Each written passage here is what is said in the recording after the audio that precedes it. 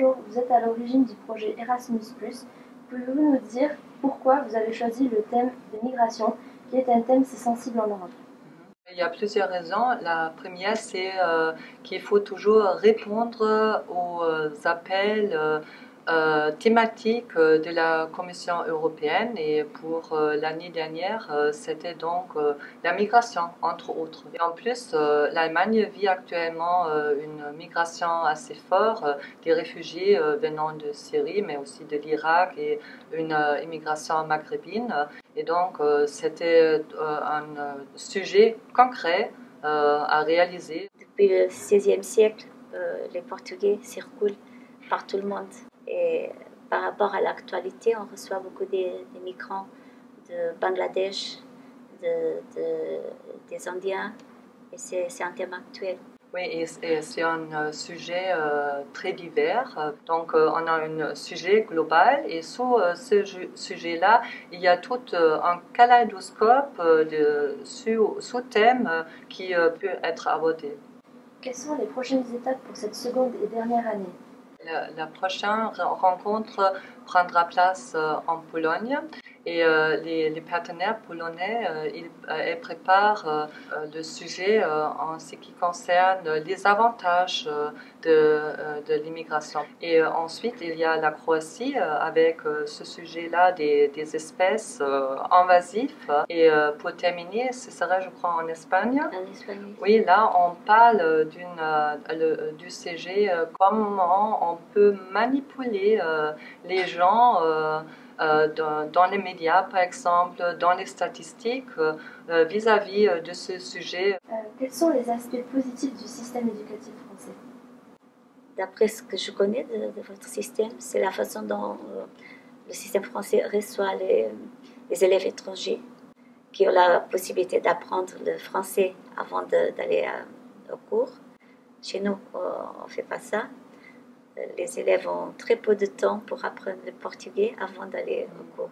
Oui, alors pour moi, je vois l'atout principal dans le baccalauréat centralisé.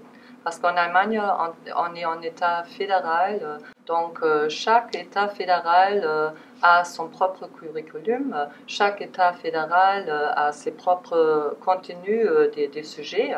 Que pensez-vous de notre lycée de Tarbes et de la France? J'adore les lycées parce que bon, c'est impressionnant de bouger dans un édifice historique, dans une école ou dans un lycée avec une telle longue tradition. Parce que moi, j'enseigne dans un édifice de concrète des années 70 qui est vraiment moche. Voilà. Je trouve le lycée très joli et on n'entend pas beaucoup de bruit. Ça, c'est bon.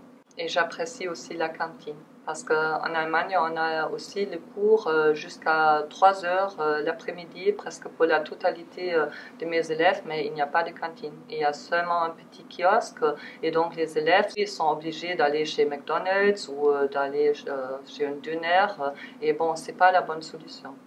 J'ai l'impression que les étudiants sont très actifs. C'est vrai. Vous avez une bonne tradition, je pense, d'insérer les élèves et de soutenir, de développer leur qualité et leur talent. Et ça me manque à mon école. Par rapport à France, c'est ce que vous avez demandé. C'est un pays libre. J'apprécie beaucoup la liberté d'expression. À Portugal, on a eu la liberté d'expression depuis 1975. Donc, on n'a pas beaucoup de temps de liberté. Et ça, c'est très bien d'avoir la possibilité de dire et de parler, de transmettre nos opinions et faire valoir nos opinions. Alors moi, j'apprécie la France parce que c'est un pays très intéressant concernant le paysage, les patois différents, l'empreinte régionale. Par exemple, ici, on est au pays bigourdin ou en Béarn. Bigorre. Bigorre, oui, voilà. Et donc, je constate que les gens sont fiers de leur région et qu'ils aiment bien promulguer leur identité spécifique. Quand on a constaté hier, lorsqu'on est allé dans un pub, ils ont chanté là des chansons occitanes. Et ça, c'était vraiment amusant et très intéressant. Et c'était super bien, même émotionnel, de les voir interagir ensemble et de former des chorus spontanés. Nous vous remercions d'avoir répondu à nos questions. C'est un réel plaisir de partager avec vous et d'apprendre de nouvelles choses. Nous vous remercions de nous avoir invités. C'était un plaisir d'être ici et de partager nos connaissances et notre culture et notre façon de voir le système éducatif avec vous. Merci.